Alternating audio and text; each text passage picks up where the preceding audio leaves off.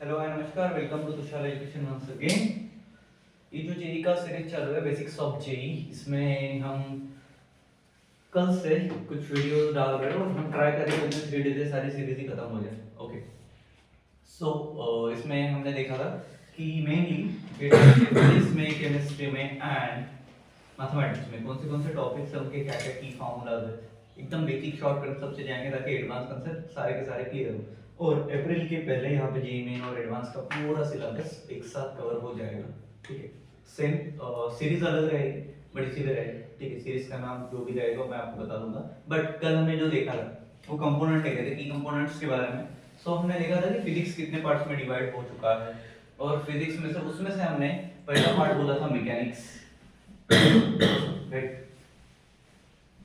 अभी मैकेनिक्स के दो सब थे हमारे पास में। ठीक है, जिसमें से हमने दो कवर किए थे। ठीक है, मैकेनिक्स में पहला हमने कवर किया था काइनेमेटिक्स,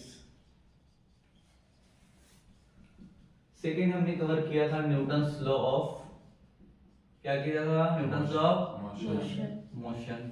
नाउ थर्ड जो रहेगा आज जो हम देखने वाले, उसका नाम है ग्रेविटेशन। क्या है? ग्रेविटेशन। ठीक है, इसके बाद भी टॉपिक्स है, डोंट वरी। ठीक है, बट ग्रेविटेशन में क्या क्या आता है उसके छोटे छोटे कंपोनेंट्स भी हमें देखने पड़ेंगे, राइट। चलो, तो हम आज देखने वाले हैं कौन सा टॉपिक? ग्रेविटेशन में क्या क्या होता है। तो ग्रेविटेशन नाम सुनने के बाद सबसे पहले माइंड में क्या आता है? ग्रेविटी। क्या आता है? ग्रेविटी। ग्रेविटी, एक फोर्स आता है जो ग्रेविटेशनल फोर्स है, राइट। और क्या आता है? यूनिवर्स। अभी यूनिवर्स आता है। ओके, अभी जो ग्रेविटी वाला फोर्स रहता है, ठीक है, थैनोस नहीं है ना, यूनिवर्स ही है ना। ग्रेविटी वाला जो फोर्स है, ठीक है, ये क्या करता है एक्चुअल में? क्या करता है ग्रेविटी, या फिर ग्रेविटेशन मतलब सिंपल लैंग्वेज में क्या है? Attract any object towards the earth's surface. Attract Object, person to a no, attract between two masses. कितने मासेस? Two masses. तो ऑब्जेक्ट का जो मास रहेगा उसको अट्रैक्ट करेगा। ठीक है, पूरे के पूरे, जैसे तुम हो, तुम्हारे कपड़े को भी अट्रैक्ट कर रहे हैं, तुम्हारे फुल बॉडी को खींच रहे हैं।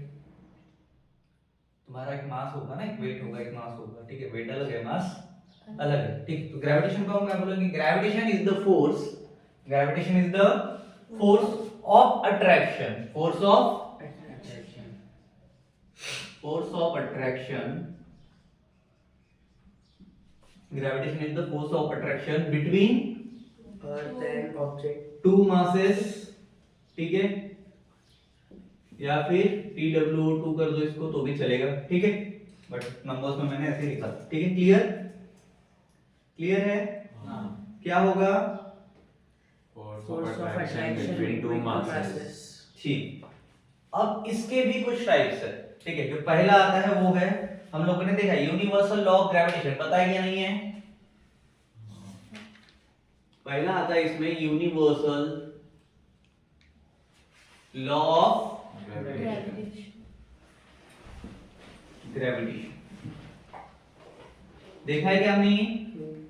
क्या होता है?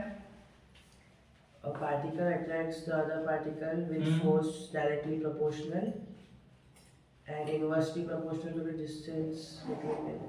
और फोर्स ऑफ अट्रैक्शन बिटवीन, कितने मासेस में बोला था मैंने? Two masses. Two masses. The force of attraction between Two two masses is directly proportional. अब मैं यहाँ पे इसको डायरेक्टली F से बोल सकता हूँ, क्योंकि हम यूनिवर्सल लॉ ऑफ ग्रेविटेशन के बारे में, तो फोर्स तो हम F से डिनोट करेंगे। तो एक फार्मूला मैं यहाँ पे लिख रहा हूँ,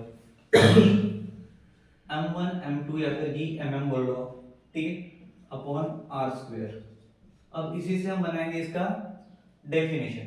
ठीक है, क्या बोलेंगे हम? The force of attraction between two masses, ठीक है, is directly proportional to the product of their masses. Multiplication हो रहा है तो product of their masses, and inversely मतलब अपॉन वाला, and inversely proportional to the Square.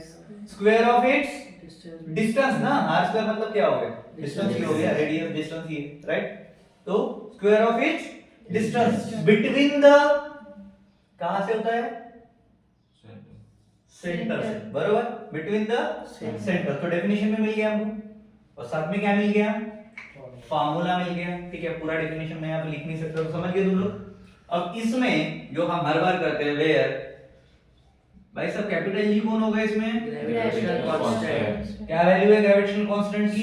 6.67 6.67 into 10 to the power minus 11 10 to the power minus 11 11। Very good. Unit क्या रहता है? Newton metre square kg newton metre square kg inverse पर kg square, या फिर inverse में लगा दो अगर पर नहीं लिख रहे हो तो, ठीक है।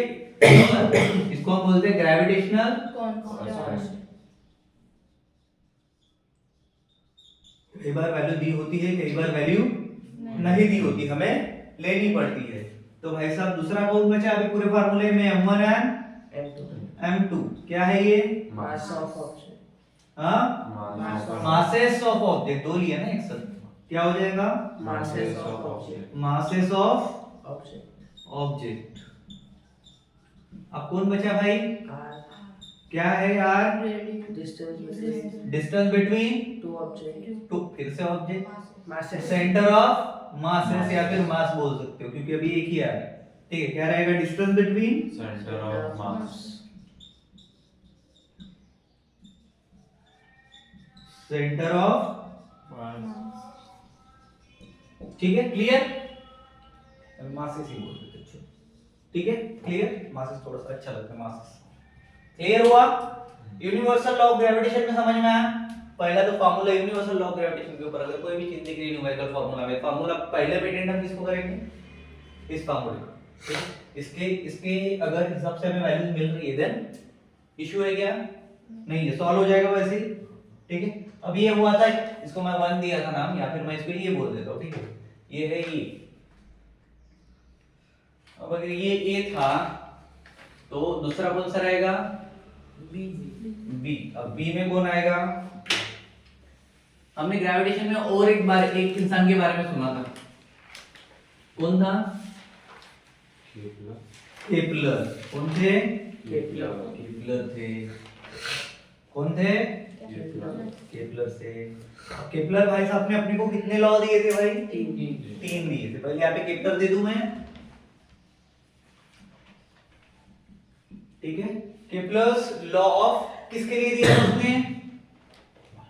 लॉ ऑफ प्लैनेटरी मोशन के लिए दिया था। प्लैनेटरी मोशन, ठीक है। क्लियर? प्लैनेटरी मोशन के लिए दिया, ठीक है। अब प्लैनेटरी मोशन में इसने क्या डिस्क्राइब किया था? 3 अलग अलग लॉ दिए थे, ठीक है। कौन से दिए थे?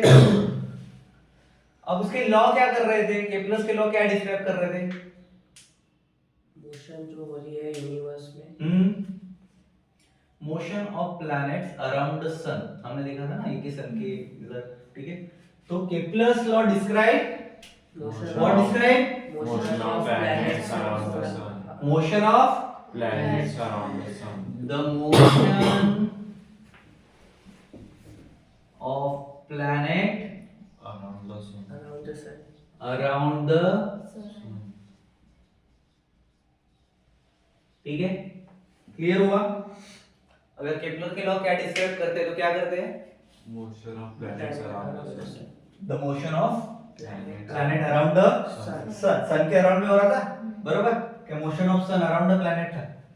सेम था ना, बरोबर? प्लैनेट ही कर रहा था, जो भी कर रहा था। अब इसमें आता है 3 लॉ। तो पहला था केपलर फर्स्ट लॉ। केपलर के पहले लॉ ने क्या बोला था, याद है क्या? जो प्लैनेट सन के अराउंड रोटेट होते हैं on the path followed by one of the foci, ऐसे।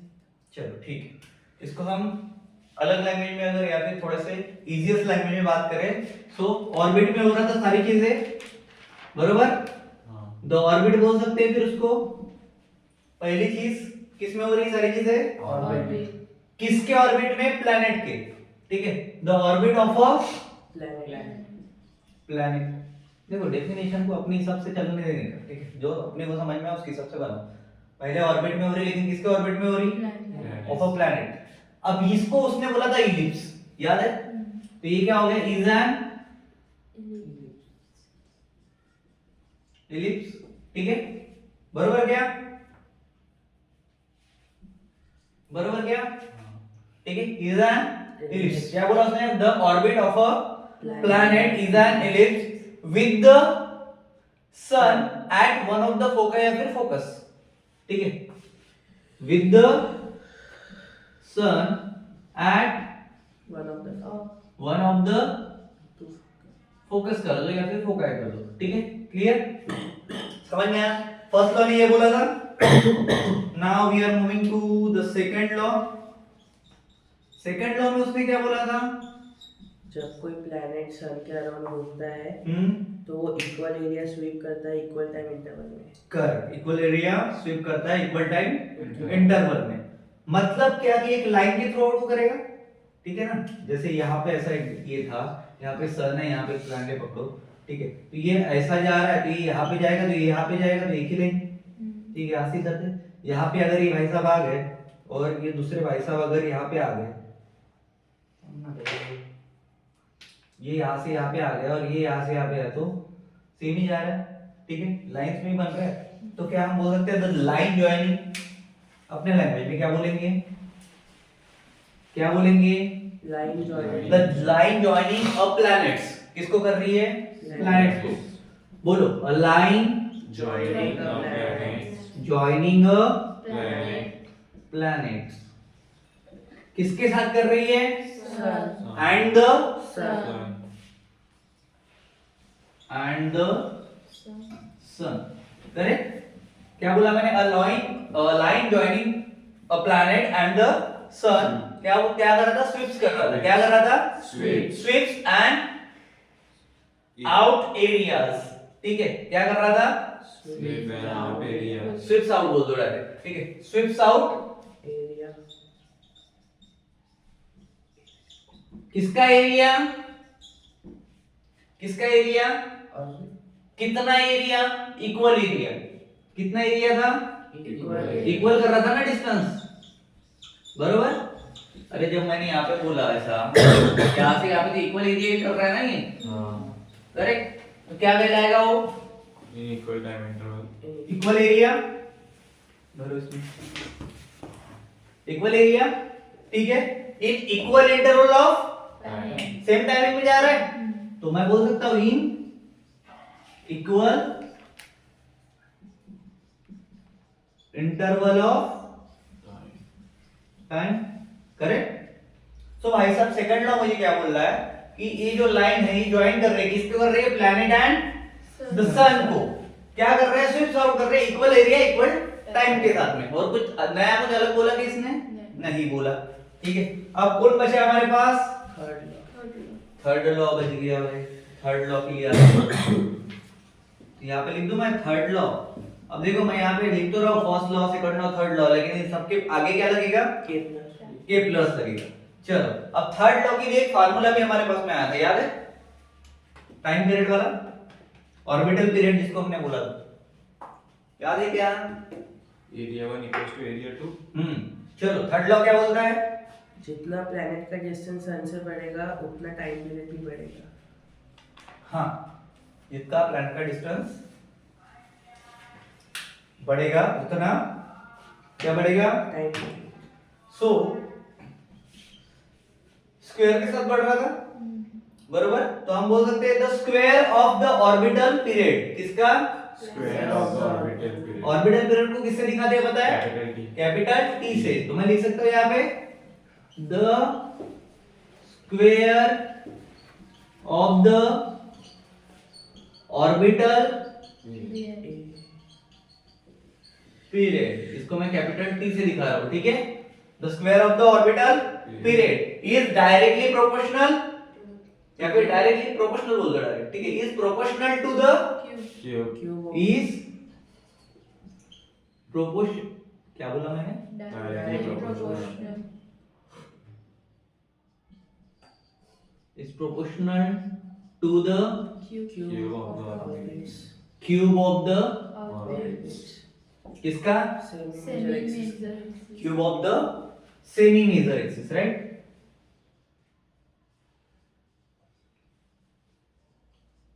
ठीक है, semi major axis of the orbit, ठीक है, या फिर orbit of the semi major axis बोल सकते हो अभी, semi major axis of the orbit. अब इससे एक फार्मूला रेडी हो रहा है मेरे पास, यहाँ पे लिखूं मैं, चलेगा? सबसे पहले मैं कहते क्या बोला था, the square of the orbit period, मतलब टी का स्क्वायर, ठीक है। अगर मैं इसका स्क्वायर हटा दे रहा हूँ, सिर्फ टी लिख रहा हूँ, तो इधर की सारे वैल्यूज रूट में जाएंगे, ठीक है। चलो इसके साथ में कर रहा हूँ मैं, तो ये क्या होगा, प्रोपोर्शनल टू मैंने बोला है, ठीक है। तो सबसे पहले क्या, इस एक मिनट,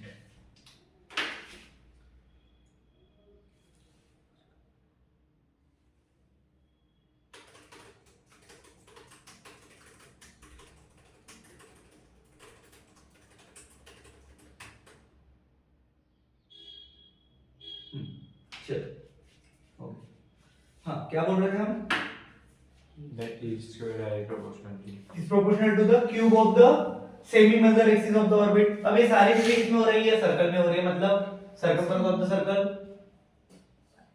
2 पाई के साथ में जाएगा, और r अंदर लेके चले जाएंगे, तो ये हो जाएगा 2 पाई, ठीक है। अब इसका स्क्वायर अगर मैं हटा रहा हूं, तो इधर क्या हो गया, रूट किसका क्यूब था,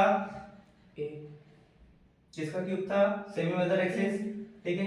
अब रेडियस के साथ जाएगा वो, ठीक है, तो ये क्या हो जाएगा, r क्यूब अपॉन कौन बचा, कैपिटल जी एम, समझा? फार्मूला क्या मिल गया मेरे पास, gravitational constant capital G, m क्या हो गया, चलो इसको वेयर में लिख देता हूं मैं, वेयर, तो इजी जाएगा। वेयर में क्या आएगा रे, t क्या है, time period, orbital period, time period नहीं बोलनी, तो ऑर्बिटल टाइम पीरियड हो जाता, ठीक है। उसके बाद में मेरे पास में r क्या है, सेमी मेजर एक्सिस, पूरा बोलो, Semi major axis. Axis of an अब सेमी मेजर एक्सिस क्या होता है, नोट में लिख लेना, सेमी मेजर एक्सिस मतलब होता है average distance between the planet and the sun. लिख दो यहाँ पे, average distance between planet and the sun. अब समझ में आया क्यों हुआ आर क्यूब, समझ में आया क्या, सेमी मेजर एक्सिस का बोला है यहाँ पे, ठीक है। उसके बाद कौन बचा, जी बचा, ये क्या होता है जी, ग्रेविटेशनल कांस्टेंट, और m क्या होता है, बोलो, Mass. किसका मास लेंगे यहाँ पे, प्लैनेट का, नहीं, हाँ Also sun. सन का, correct, mass of the Sun. सन, ठीक है।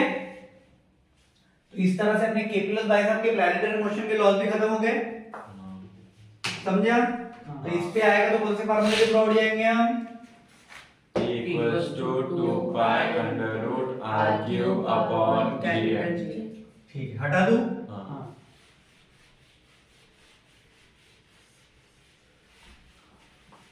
उसके बाद हम जाते हैं थर्ड पे, ए बी हो गया हमारा, राइट, ए बी हुआ ना,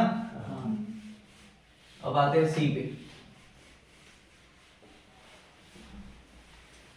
ये सारी चीजें हम किसमें देख रहे हैं, ग्रेविटेशन में। थर्ड है हमारा potential energy in gravitational field, क्या देख रहे हैं सी में, Potential energy. Potential energy in Gravitational.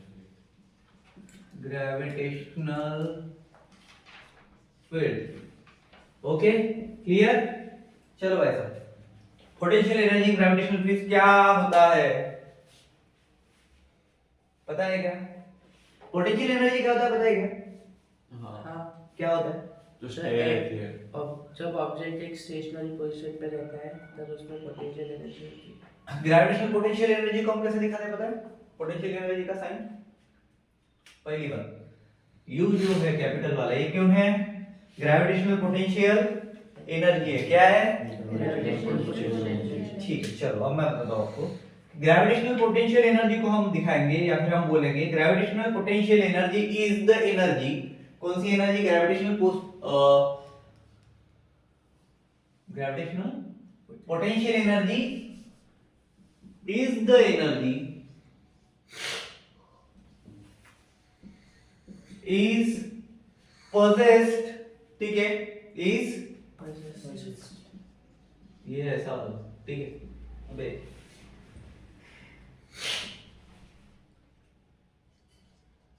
POSSESE, ठीक है, समझ में आएगा? possessed by किसके थ्रू आउट होती है?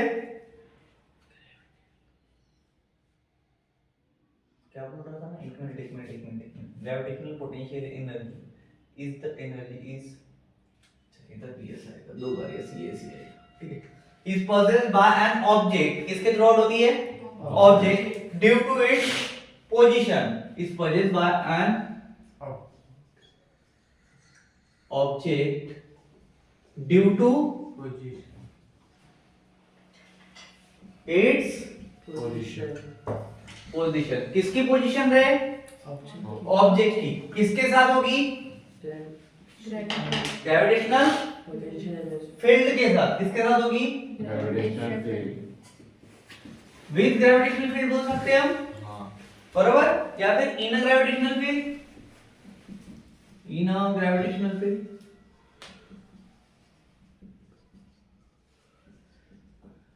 समझ में आया? Potential gravitational potential energy is the energy possessed by an object due to its position in a gravitational field, मतलब उस ऑब्जेक्ट का जो पोजीशन है ग्रेविटेशनल फील्ड में, उसके वजह से जो पोजेस होता है उसको हम क्या बोलेंगे? पोटेंशियल ग्रेविटेशनल एनर्जी या फिर ग्रेविटेशनल पोटेंशियल एनर्जी। इसका फार्मूला सिंपल है, कैपिटल जी की जगह कौन आ जाएगा? U आ जाएगा, बट ये सारी चीजें कैसे चलेगी? अभी माइनस में चलेगी, G m अपॉन स्क्वायर आएगा क्या? नहीं आएगा, सिर्फ r आएगा। समझ में आया? अब इसमें ये gm जो रहेगा ये कैपिटल रहेगा, ठीक है, ये किस लिए रहता है gm पता है तुम लोग को? एक स्मॉल m और ये कैपिटल r। अब मैं बता रहा हूँ क्या है। u मतलब कौन है भाई? Potential energy. हाँ, कौन सी वाली? Gravitation. Where u is the gravitational potential energy. बोला करो, देखिए, पोटेंशियल Energy. एनर्जी। उसके बाद में भाई साहब हमारे पास में g है, कौन रहता है हमारा g? Capital G, Constant. Gravitational Constant. ये हर बार लिखना, ठीक है, ताकि सारी चीजें याद हो जाए। उसके बाद कौन बचा रहे? कैपिटल M, उसके बाद स्मॉल m, उसके बाद r, राइट? चलो कैपिटल M बोलो, किसका मास? ग्रेविटेशन में है हमें, mass of earth. Mass of earth, किसका? Mass of earth. Mass of और अर्थ, बरोबर। चलो, मैं तो तुम्हारे बोलने को कोई अर्थ नहीं रहेगा अगर सन के मास के साथ जा रहे हो तो उधर जाना पड़ेगा, केपलर में जाना पड़ेगा, प्लैनेटरी में, ठीक है, अभी ग्रेविटेशन में। स्मॉल m क्या है? Mass of object, correct.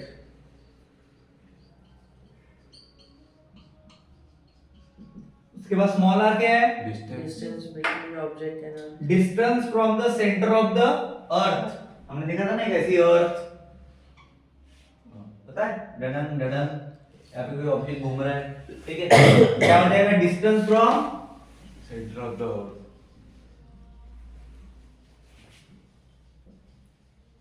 Centre of the earth, ठीक है ब्रो, डन, समझे क्या? ये सारी चीजें किसमें आ रही है? पोटेंशियल एनर्जी ग्रेविटेशनल फील्ड में। अब इसके साथ हम लोगों ने और देखा था एक लास्ट वाला ग्रेविटेशन में, सैटेलाइट मोशन, याद है क्या? लास्ट कंसेप्ट लिखा हुआ है तुम लोग के पास, देखो, सैटेलाइट वाला, हटा दो इसको, हाँ, निकालना है। सी तक हो गया था, तो अभी जो आएगा वो कौन बनेगा? D.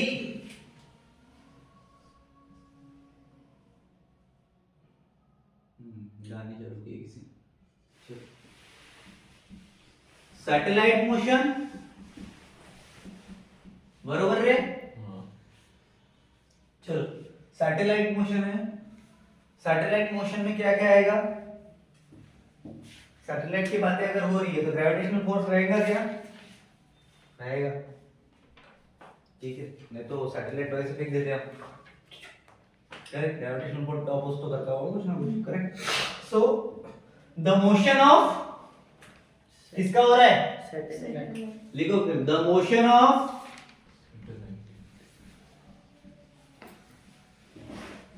Satellite, the motion of satellite किस में होता है मोशन?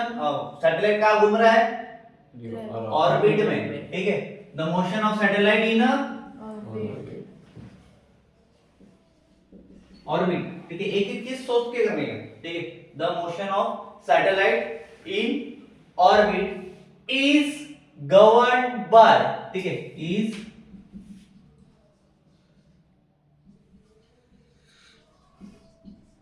किसके थ्रू आउट होगा? By the gravitational force.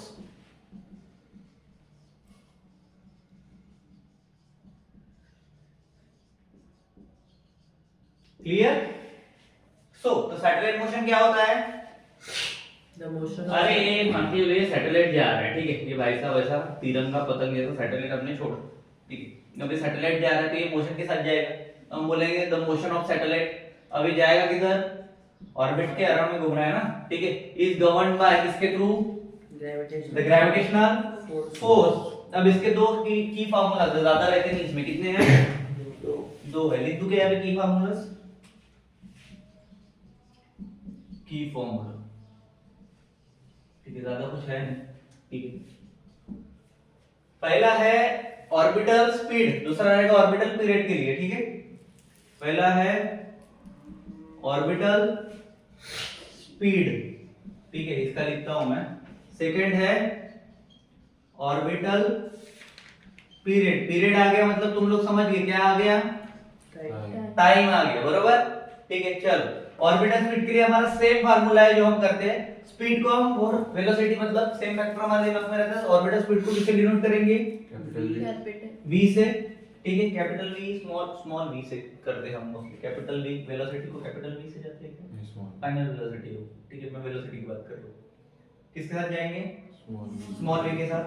Under root में gm अपॉन r।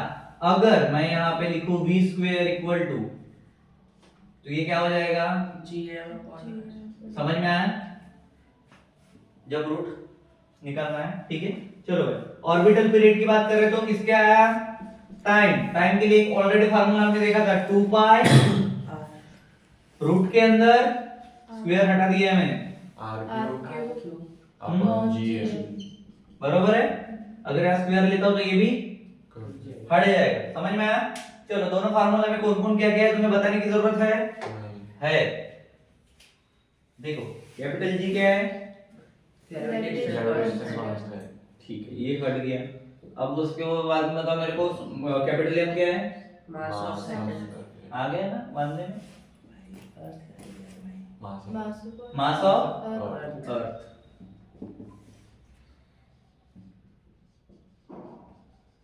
चलो भाई, उसके बाद R. आर क्या है? Distance from center. Center of the हाँ, earth. बोला था ना, लिखने की जरूरत है। Orbital radius. अबे हो कहाँ पे ये चीजें?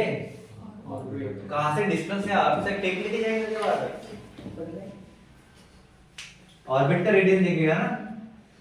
चलो चौथे नंबर पे जा रहे हैं भाई साहब, मतलब कि ये टॉपिक खत्म हो गया हमारा, ग्रेविटेशन खत्म हो गया। मतलब हमने क्या क्या देख लिया अभी? काइनेमैटिक्स देख लिया, मैकेनिक्स में न्यूटन्स लॉ ऑफ मोशन देख लिए, थर्ड ग्रेविटेशन भी देख लिए, जिसने अपना केपलर भाई साहब भी आ गए, सब आ गए, बरोबर। अब हम जा रहे हैं चौथे की तरफ, जो मैकेनिक्स का ही है। कौन सा? Rigid body dynamics. कौन सा? Rigid body dynamics. Rigid body dynamics, ठीक है बॉस। किधर जा रहे हैं? Rigid body dynamic. ट नहीं हो, रिजिड बॉडी डायनामिक्स, रिजिड नहीं, रिजिड का मीनिंग अलग, रिजिड का मीनिंग अलग। चलो ये किसके साथ डील करता है, इतना बताया गया। ये मोशन ऑफ सॉलिड ऑब्जेक्ट के साथ में डील करता है, और मोशन ऑफ ऑब्जेक्ट बोल सकते हो, बट मोस्टली सॉलिड ऑब्जेक्ट के साथ में करता है, ठीक है। तो रिजिड बॉडी मतलब, रिजिड मतलब क्या, सॉलिड बॉडी हुआ ना, रिजिड सरफेस, रिजिड, ये भी जो है स्टैंडिंग, ठीक है। क्या हो गया ये, समझ में आया, ठीक है। ये क्या है, Rigid. ठीक है। चलो, तो रिजिड बॉडी डायनामिक्स के बारे में अगर हमें लिखना है तो पहले इसकी डेफिनेशन के साथ जाते हैं। Rigid body dynamics deals with, किसके साथ डील करता है बोला था मैंने, Solid object. Motion of the solid object. Motion को भूलने का नहीं, किस में है हम, काइनेमेटिक्स मैकेनिक्स में है ना, ठीक है। तो मैकेनिक्स में मोशन आए, मोशन की ही बातें कर रहे हैं हम सारी की सारी, ठीक है। Rigid deals with the motion of, Solid object.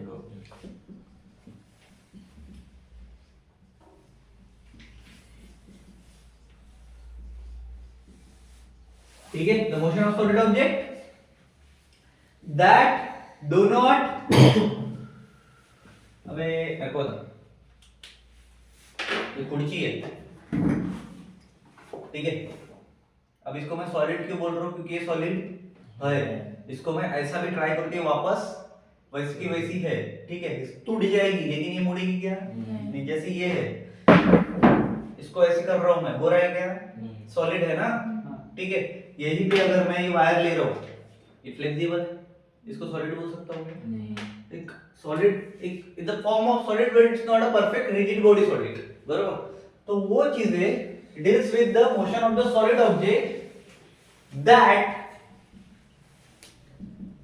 Do not deform, नहीं हो रहे ना ये लोग। डिफॉर्म होना मतलब क्या होता है, मैंने ऐसा किया वापस वो ऐसा हो गया, राइट, बरोबर। डिफॉर्म हो रहा है वो, ये हो रहा था क्या, ये हो रहा था क्या, नहीं। तो रिजिड बॉडी किसको बोलोगे, बोलो जल्दी, wire That do not deform. That do not Deform. Deform, ठीक है। चलो इसमें और कौन से कंसेप्ट आते हैं वो देखते हैं। पहला भाई आता है तुम सबका टेंशन नहीं रे, Tension. टेंशन भी नहीं, हाँ कौन आता है, टॉर्क क्या होता है रे, rotating about an axis. Rotational equivalent of force बोलते हैं उसको। A force cause an object to rotate.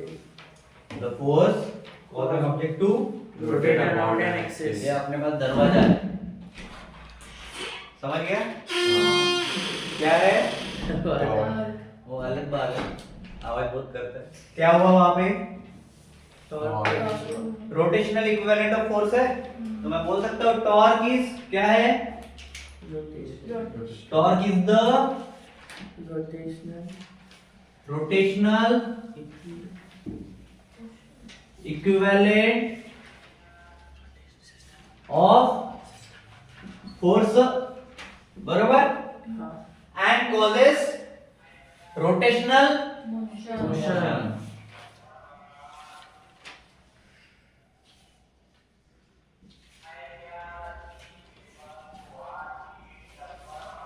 नहीं है, तीन टप्पर भी नहीं है, भंगार भी नहीं है। चलो, हाँ समझे क्या है torque, torque is the rotational equivalent of force and causes rotational Motion. चलो भाई इसके फार्मूले के साथ जाए, कौन से फार्मूला, FR. T. काय formula, Tau Tau equals to. tau equals to FR. हाँ की फार्मूलास, चलो बताओ क्या है। Tau. अब ये ऐसे दिखाते हैं इसको, बरोबर, टॉर्क का ये ताऊ, ठीक है। कोई कोई ऐसे भी दिखाता है, दोनों चलेगा, कोई प्रॉब्लम है, क्या है, Equals to FR. FR. F R या फिर आर एफ बोल सकते हो, कोई फर्क पड़ेगा मल्टीप्लिकेशन में आगे भी, ठीक है। आर एफ या फिर एफ आर, आगे Sin Sin theta. theta. Sine Theta. Theta, बरोबर, क्लियर। चलो इसमें ये टाउ भाई साहब कौन हुए हमारे, Torque. वेयर कंसेप्ट के सेंस है ना।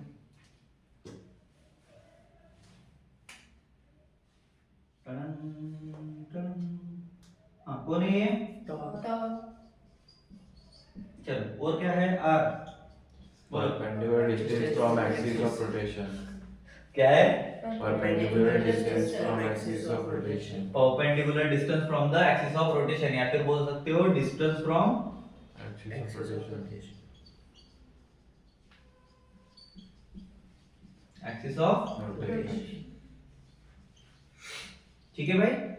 चलो उसके बाद कौन बचा? Sine theta. एफ भी बचा ना। एफ कौन है? Magnitude of force. या फिर फोर्स अप्लाइड, दोनों सेम है तो फोर्स अप्लाइड लिख दूं मैं, क्योंकि एक तो आपके पास लिखा हुआ है। ठीक है, वो चीजें रहेंगी जो अपने को नहीं पता है। ठीक है, जो पता है वो तो है अपने पास, समझ में आया? उसके बाद फोर्स अप्लाइड हुआ, उसके बाद भाई theta, Angle formed by the axis of rotation. Angle form by Axis of rotation, ये अपने पास है। ठीक है, थीटा लिखा है तुम लोगों ने, तो बोल सकते हो एंगल बिटवीन द फोर्स, ठीक है, एंड लीवर आर्म। ठीक है, angle between the force and lever arm. ठीक है, तो इसके साथ अपना टॉर्क ए खत्म हुआ, फिनिश, हटा दे। नीचे का दिखता है क्या ये? हाँ। चलो, सो रिजिड बॉडी डायनामिक्स का सेकंड टॉपिक हमारे पास में है एंगुलर मोमेंटम। कौन सा है? Angular momentum. इसको हम बी नाम दे देते हैं। ये हो गए हमारे भाई साहब एंगुलर मोमेंटम। ठीक है, चलो एंगुलर मोमेंटम मतलब क्या? The property of body to resist change in its rotational motion. Correct. और कुछ बोल सकते हैं क्या? And the direction of Product of angular angular momentum mass and goes with the velocity. एक direction. एक one by one. The product of angular mass and angular velocity. हाँ, और The direction of angular momentum goes with the direction of velocity. ठीक है,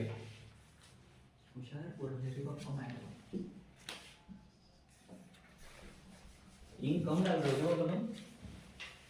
वो using चलो, angular momentum क्या होता है रे? इन रोटेशनल के लैंग्वेज में बोले तो is a rotational analog, is a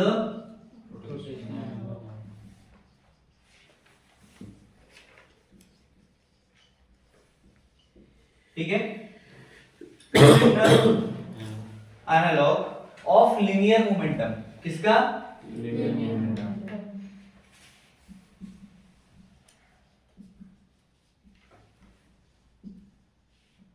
clear? याद रहेगा?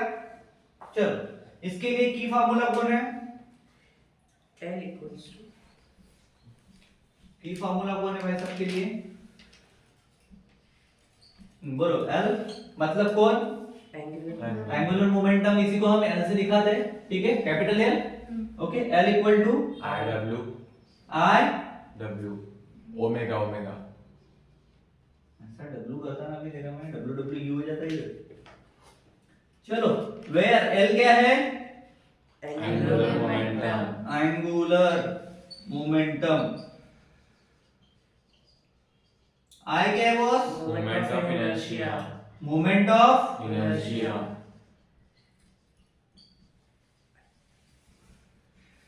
ठीक है, Angular velocity. Angular velocity. क्या? Angular velocity. कौन?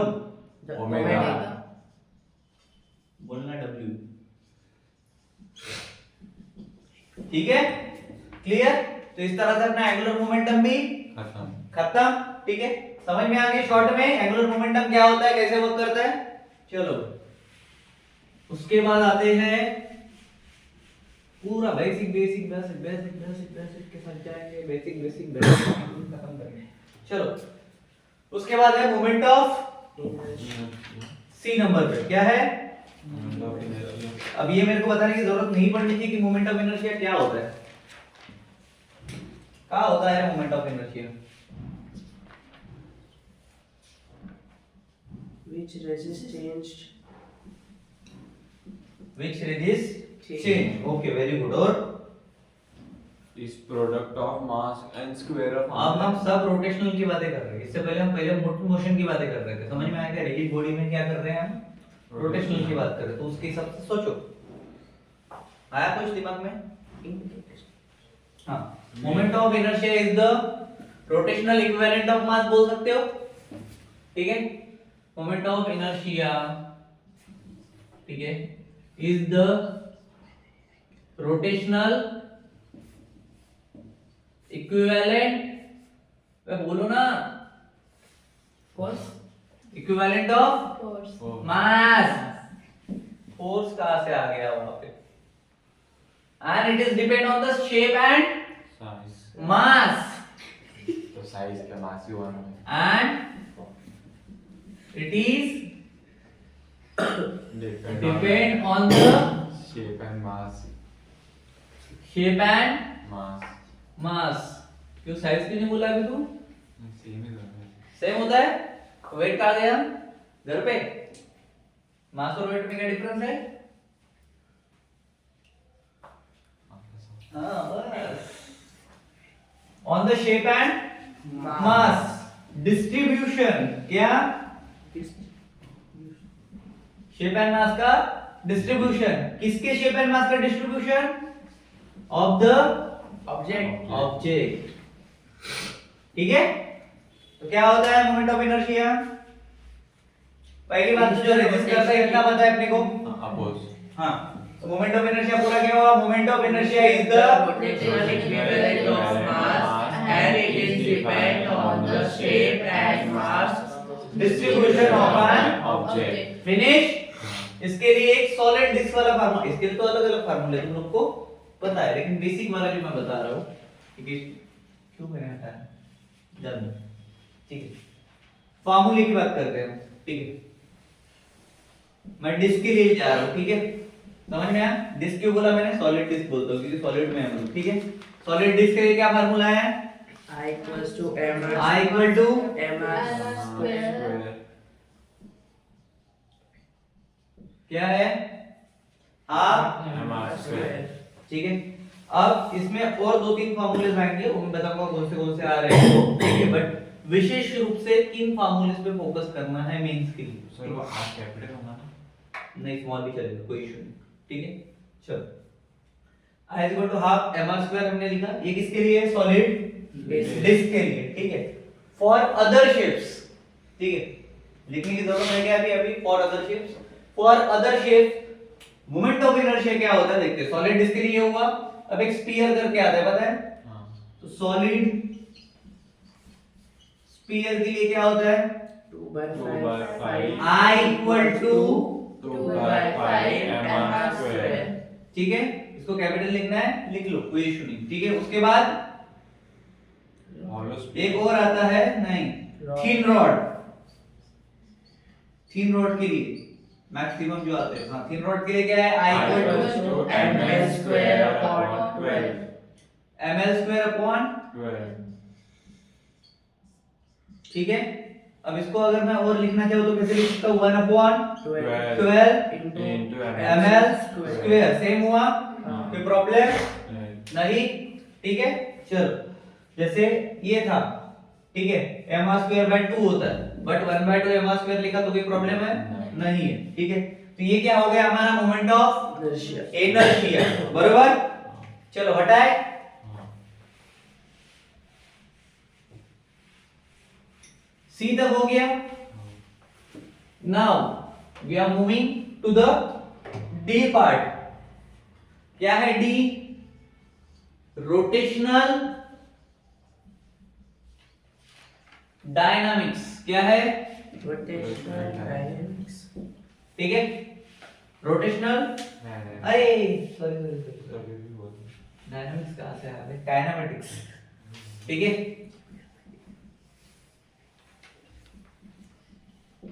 Okay, rotational kinematics. चलो, क्योंकि डायनामिक्स हमारा ऑलमोस्ट लगभग देख लिया आप लोगों ने, राइट? चलो, और इसमें आएगा भी नहीं। हाँ, रोटेशनल काइनेमेटिक्स क्या होता है बताओ? क्या होता है? सुना है? काइनेमेटिक्स क्या होता है इतना पता है? हाँ। बताओ क्या होता है? The study of object किसके ऑब्जेक्ट्स की? motion. अब ऑब्जेक्ट की जब मोशन की स्टडी करते हैं तो वहां पे हमें क्या क्या चीजें मिलती है? Without taking in डिस्प्लेसमेंट मिलता है, वेलोसिटी मिलती है, acceleration. एक्सेलरेशन मिलता है, बरोबर, ठीक है, हमने देखा था, ठीक है, क्या क्या फर्क रहता है, ठीक है, काइनेमेटिक्स और डायनामिक्स में, बरोबर, ठीक है। तो काइनेमेटिक्स में अगर है, बट काइनेमेटिक्स में जो चीजें मिलती है रोटेशनल में, ठीक है, काइनेमेटिक्स में जो मिलती है वो लीनियर में मिलती है। लीनियर में कौन सी मिलती है? सिर्फ लीनियर मोशन में क्या मिलता है? Linear velocity. Angular displacement, angular velocity और एंगुलर Acceleration. एक्सेलरेशन, तीनों चीजें कौन सी मिलेगी? Rotation. लीनियर, भाई angular. एंगुलर मिलेगी। भाई rotational में angular. रोटेशनल में क्या मिलती है? रोटेशनल डायनामिक्स 12 का first part Maharashtra state board का याद है? क्या दिखा था वहां पे? सारी चीजें एंगुलर एंगुलर एंगुलर, याद आया? ठीक है। अब ये किसके साथ में कर रहे हैं? रोटेशनल के साथ में कर रहे हैं, तो एनालॉगस रहेगा, किसको रहेगा? लीनियर मोशन को रहेगा, ठीक है। तो मैं बोल सकता हूं कि रोटेशनल काइनेमेटिक्स इज द, कौन है ये? Angular. मोशन है, या फिर रोटेशनल मोशन लिख सकता हूं मैं यहाँ पे, rotational motion is analog to, किसको रहेगा? Linear motion. इसमें हाथ लिख दो, has analogous to Linear. linear motion, किसके साथ? अभी नाम लिए थे मैंने, linear motion with Angular displacement, angular velocity, angular acceleration. angular Displacement, displacement, angular velocity, velocity और angular acceleration, angular acceleration. Acceleration, ठीक है, क्लियर? एंगुलर एक्सेलरेशन के साथ में जाएगा, बरोबर है, ठीक है। उसके साथ और कुछ चीजें लिखने की जरूरत है अभी रोटेशनल काइनेमेटिक्स में? नहीं है, बरोबर, ठीक है। चलो अब इसके की फार्मूला देख ले। की फार्मूला, चलो किस किस को क्या क्या है इससे डिनोट करके इतना पता है, ठीक है। ओमेगा मतलब Angular Angular velocity. velocity, ठीक है। चलो ओमेगा के लिए क्या फार्मूला आ जाएगा एंगुलर वेलोसिटी का? Theta by t. Theta by T तो आता है, ये तो नॉर्मल वाले हो d गए। theta by t. और ये मैं फार्मूले दे रहा हूँ, ये दे रहा हूँ रोटेशनल काइनेमेटिक्स के लिए, याद रहे, ठीक है, याद रहेगा। चलो नाउ इसको रेड से थोड़ा हाईलाइट कर लेते हैं।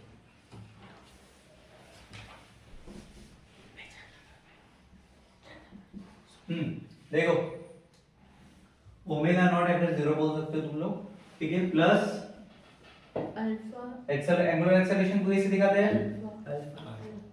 अल्फा टी टी, ठीक है। उसके बाद थीटा, ये पहला, ये दूसरा, थीटा मतलब कौन? S. Displacement. Angular Angular displacement displacement. Angular displacement कैसे दिखाएंगे? W naught W not t T plus plus half alpha t alpha t square. square. समझ में आ रहा है ना क्या हो रहा है? हाँ। ये यूटी वाले अपने फार्मूले, ठीक है, बेस इक्वल टू, समझ में आया? हाँ, एटी स्क्वायर वाले, ठीक है, वहीं पे हम इसको थोड़ा सा चेंज कर रहे हैं, बाकी कुछ कर रहे हैं क्या? नहीं।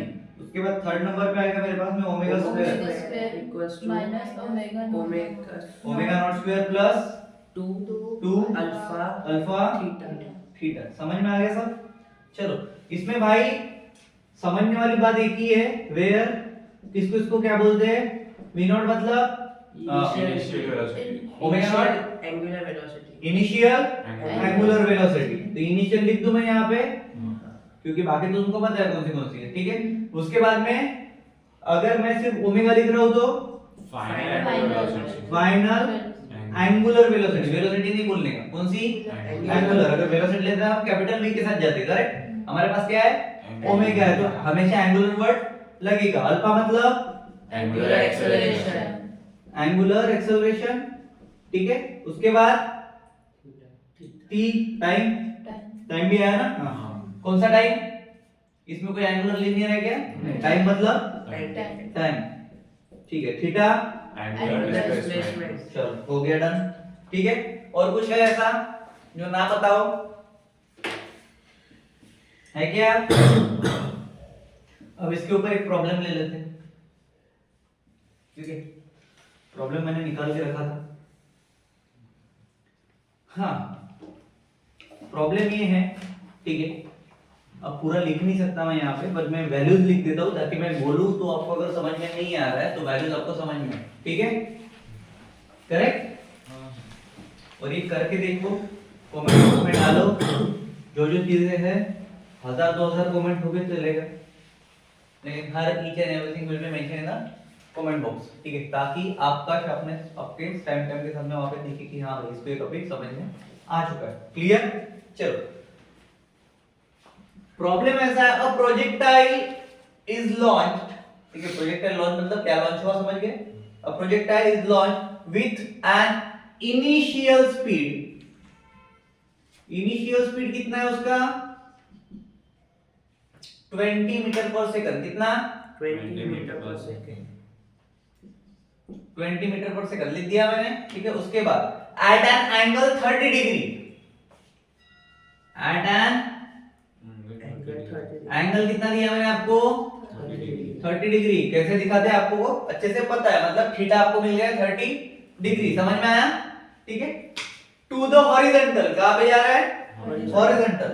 अब आपको फाइंड क्या करना है? Find, first thing is the time of flight. क्या कैलकुलेट करना है आपको? टाइम ऑफ फ्लाइट, ठीक है। And time of flight and the maximum height reach by the projectile, max height reach by the projectile. कौन से फॉर्मूला लगेंगे, क्या क्या लगेंगे, वो आपको यहाँ पे यूएक्स यूवाई वाला जो कांसेप्ट मैंने बताया था आपको समझ में आ गया होगा, ठीक है। वो वाला फॉर्मूला यूज करना है। इसके पहले के वीडियो में वो सारी चीजें अवेलेबल है, तो उसके लिए वो वाला वीडियो भी आपको देखना अनिवार्य है। तो उनके साथ साथ जाएंगे, इसको सॉल्व करोगे, कौन सा फार्मूला लगा वो डालोगे, उस फार्मूले का नाम डालोगे सेकंड कमेंट में, थर्ड कमेंट में उसका आंसर। समझ में आया? चलो, उसके बाद यहाँ पे हमारा कितने थे? हमारे हो गया ना, खत्म हो गया ना, रिजिड बॉडी लास्ट था आई थिंक सो। चलो, अब इसके बाद मैकेनिक्स का पार्ट खत्म हो गया, ठीक है। काउंट कर लो टाइम, 53। ओके। सो इसके बाद हम देखने वाले हैं, मैकेनिक्स के बाद में हमने देखा था थर्मोडायनामिक्स, जो फिजिक्स का सेकंड पार्ट है, ठीक है। तो फिजिक्स का सेकंड पार्ट इसके नेक्स्ट वीडियो में डालूंगा, बिकॉज़ 15 मिनट्स के ऊपर जैसे इन लोगों ने बोला कि चला गया है, ठीक है। तो मैं नहीं चाहता ज्यादा टाइम लगता है बहुत ज्यादा अपलोड होने में उनको।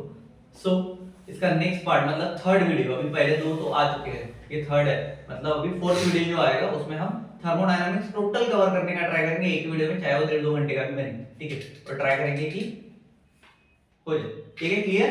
चलो, जो नए लोग हैं सब्सक्राइब मार के, यहाँ हर वीडियो पे एक सब्सक्राइब आ रहा है तो आ जाए जल्दी तो अच्छा है। Thank you.